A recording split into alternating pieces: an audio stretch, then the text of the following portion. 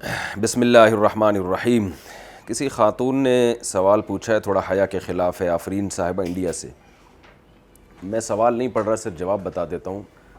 شوہر اگر کسی بھی غیر اخلاقی سرگرمی میں ہو تو یہ دیکھنا چاہیے کہ وہ آپ کے حقوق ادا کر رہا ہے کہ نہیں کر رہا۔ اگر آپ کے پراپر حقوق ادا کر رہا ہے تو پھر اگر آپ گزارا کر سکتی ہیں اس کے ساتھ تو گزارا کریں۔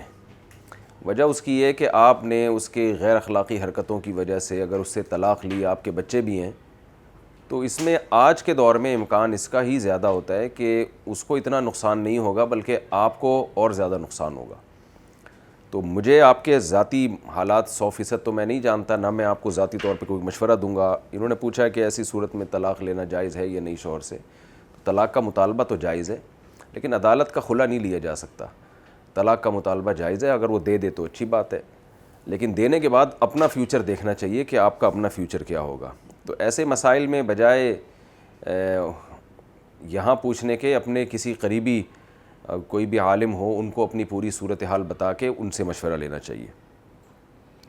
میاں بیوی کا آپس کے معاملات سوشل میڈیا پر شیئر کرنا۔ یہ جو عورتوں کو کہا جاتا ہے کہ گھر کے اور شوہر کے معاملات اپنی حد تک رکھیں، اپنے گھر یا دوستوں سے شیئر نہ کرتی پھریں، تو مردوں کے لیے اس بارے میں کیا حکم ہے؟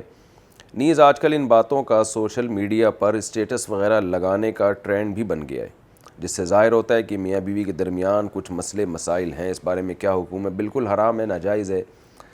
قرآن مجید میں اللہ کا ارشاد ہے، ہن لباس لکم وانتم لباس لہن۔ مرد اور عورت میاں بیوی ایک دوسرے کا لباس ہیں۔ تو لباس کا تو کام ہوتا ہے چھپانا، آپ کے عیوب کو چھپانا۔ تو لباس کا مطلب یہی ہے کہ یہ دونوں ایک دوسرے کی باتوں پہ پردہ ڈالیں گے۔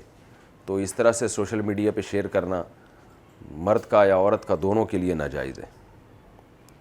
شوہر کی ناشکری کیا ہے؟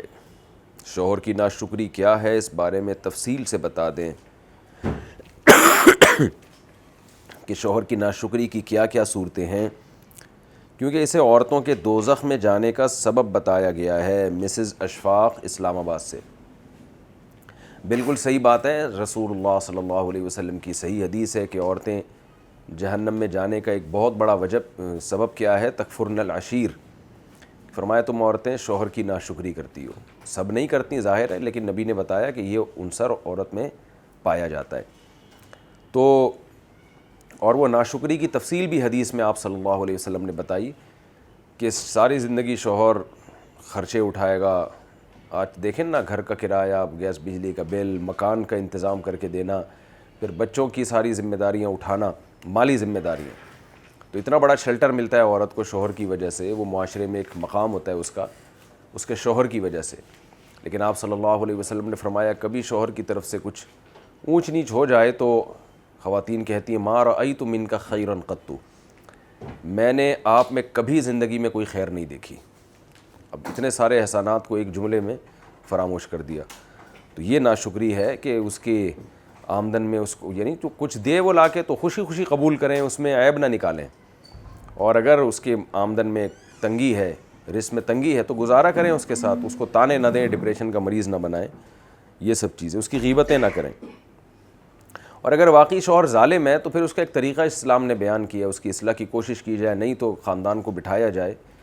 اور اگر پھر بھی اصلاح نہیں ہوتی تو پھر دو راستے ہیں، یا تو اس سے علیحدگی کا مطالبہ کیا جائے یا اسی برائی کے ساتھ اس کے ساتھ گزارا کیا جائے۔ ہر برائی دنیا میں ٹھیک ہوتی نہیں ہے، اور ہر آدمی 100% درست ہو نہیں سکتا۔